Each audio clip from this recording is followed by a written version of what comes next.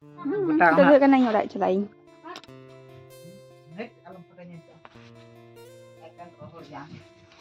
Rohor yang.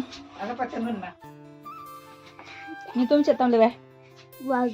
Bobby Tudu. Chalo.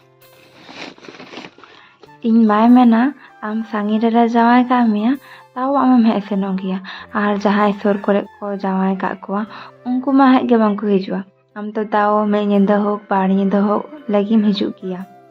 ᱛᱚ ᱱᱚᱝᱠᱟ ᱜᱮ ᱤᱧ ᱯᱮ ᱯᱩᱱ ᱢᱟᱦᱟ ᱢᱚᱫᱽᱫᱷᱮ ᱨᱮ ᱵᱟᱵᱟ ᱛᱟᱠᱚ ᱴᱷᱮᱱ ᱢᱟᱢᱟ ᱛᱟᱠᱚ ᱴᱷᱮᱱ ᱛᱟᱦᱮᱱᱟᱹᱧ ᱥᱟᱶᱛᱮ ᱟᱨᱚ ᱛᱮᱱ ᱠᱷᱚᱲᱚᱜᱽᱯᱩᱨ ᱪᱟᱞᱟᱜ ᱠᱟᱹᱱᱟᱹᱧ ᱱᱚᱜᱼᱚᱭ ᱵᱟᱨᱭᱟ ᱵᱮᱜᱽ ᱛᱤᱧ ᱫᱚᱢᱮ ᱦᱟᱢᱟᱞ ᱜᱮᱛᱤᱧᱟ ᱢᱟᱢᱟᱭ ᱥᱚᱵᱽᱡᱤ ᱠᱳᱞ ᱠᱟᱣᱫᱤᱧᱟᱭ ᱢᱟᱢᱟ ᱱᱤᱛᱚᱜ ᱪᱟᱞᱟᱜ ᱠᱟᱱᱟᱭ ᱤᱧ ᱤᱫᱤ ᱦᱚᱴᱚ ᱟᱨ ᱢᱟᱢᱟ ᱦᱚᱸ ᱪᱚᱱᱫᱨᱚᱠᱳᱱᱟ ᱨᱮ ᱠᱟᱹᱢᱤ ᱢᱮᱱᱟᱜ ᱛᱟᱭᱟ ᱟᱞ ᱥᱴᱳर रे कमी चला गया तो मैं चलो ताले इन इदी काई में ओंडे इᱧᱟ 5टा रे ट्रेन मेना तो अलिंग चंद्रकोना सेटर कनाली आर मामा तको ठेन खना आर चंद्रकोना रोड बेसी बांग साङिया प्राय 15-20 मिनट लगा तो इᱧा कने चंद्रकोना रोड आर इᱧा ट्रेन दो मेना प्राय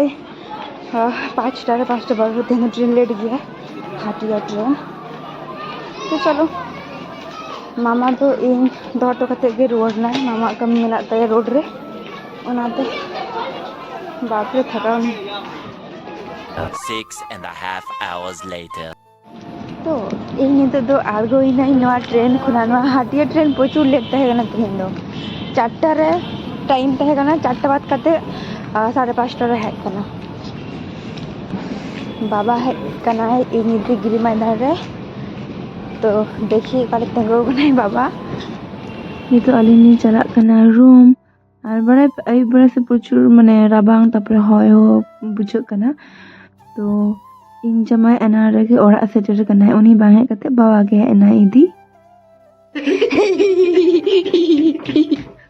आंटी जाइनी कब जाबी आंटे যাবো না ঠান্ডা লাগছে আমি কত কষ্ট করে এলাম কত কত ব্যাগগুলো ভারী দেখো তো কি ব্যাগ ভারী ওখানে উল্টে গেছিলাম ব্যাগ দিয়ে কোথায় যাবে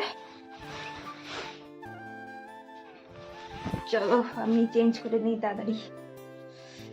ঠিক 9 মিনিট লাগবে লেগে যাবাই দেই টাটা